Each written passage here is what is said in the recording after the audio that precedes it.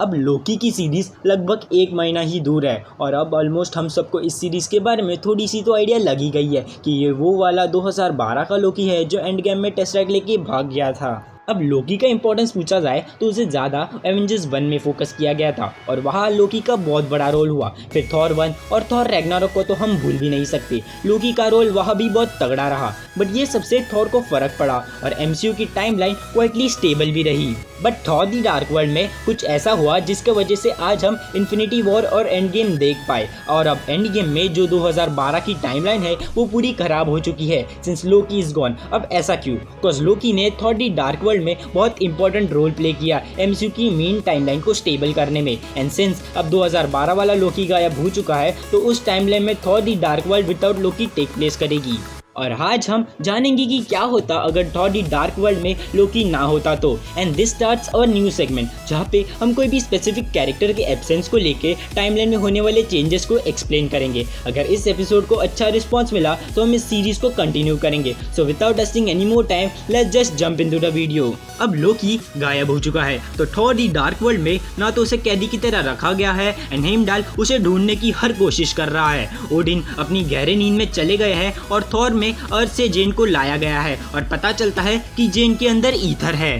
फिर dark elves as usually attack करते हैं एसगार्ड पे एंड अब इवेंचुअली उसमें थॉर की मां मार्टियर बन जाती है यानी कि मर जाती है। अहम वक्त पे थॉर एंट्री मार के थॉर मेलिकिट का आधा मुंह जला देता है बट मेलिकिट थॉर को बाय बाय बोल के और एक रिट्राई की प्लानिंग करता है।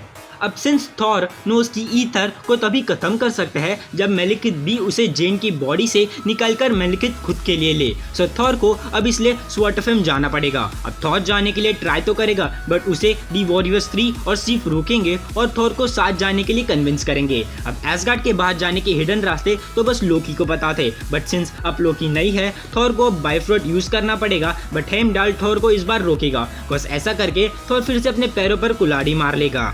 ऐसा ही थॉर 1 में भी हुआ था जब थॉर और दी वॉरियर्स 3 जॉटनहम गए थे। थॉर को अपनी वर्दीनेस खोनी पड़ी थी एंड सेकेंडली उसी रात एसगार्ड की मैटर्स की रात थी जहां सारे सोल्जर्स और थॉर की मां को भावपूर्ण श्रद्धांजलि देने वाले थे। सो थॉर को रुकना पड़ा but on the other hand Malekith भी इस बार कुछ ज़्यादा बड़ा प्लान कर रहा था and it's definitely going to be a war. और अगर ऐसा होता तो ये मूवी सच में बहुत डार्क होती सिंस मेलिकिट ने पिछले दिन बस एक टुकड़ी भेजी थी वॉर के लिए एंड उससे हो एसगार्ड को बहुत लॉस हुआ था। इस बार मेलिकिट तो पूरी एक नई वॉर छेड़ देगा and on the other hand ash gourd अभी अपने वीकेस्ट पे है बिकॉज पहले ही एक लड़ाई की वजह से एसगार्ड को बहुत लॉस झेलना पड़ा और ओडिन गहरी नींद में चले गए हैं। अब आता है वॉर का दिन। मेलिकिट अपनी पूरी फोर्स यूज करेगा थॉर को भटकाने के लिए एंड इस बार मेलिकिट का पहला टारगेट जेन नहीं होगी जो कि ओडिन होगा जो नींद में चला गया है। एंड सिंस अब लड़ाई होगी थॉर एवेंजर्स को बुलाने के लिए कुछ भी करेगा बट दिस टाइम बहुत ज्यादा चांसेस है कि वो एरिक सेल्विक और डार्सी को इग्नोर करेगा क्योंकि the threat is big and even if Thor को एरिक ने अपने एंटीनास दिए तो थॉर को मेलिकिट के पास जाना पड़ेगा और उसे बहुत देर हो जाएगी। सिंस थॉर का ध्यान अर्थ पर है उसे जेन को कहीं सेफ छुपाया होगा but it won't last longer because Malekith कुछ भी करेगा ईथर को ट्रैक करने के लिए।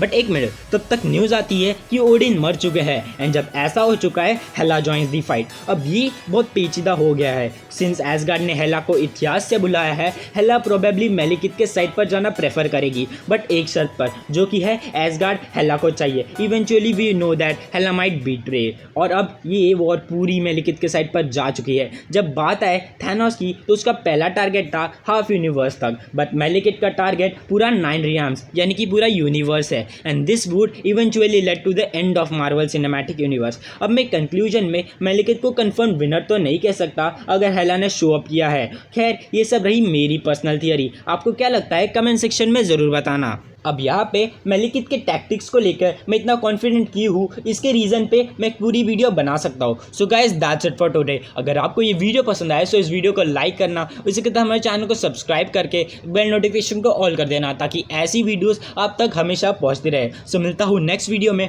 तब तक के लिए सुरक्षित रहें एंड सतर्क रहें। Bye bye.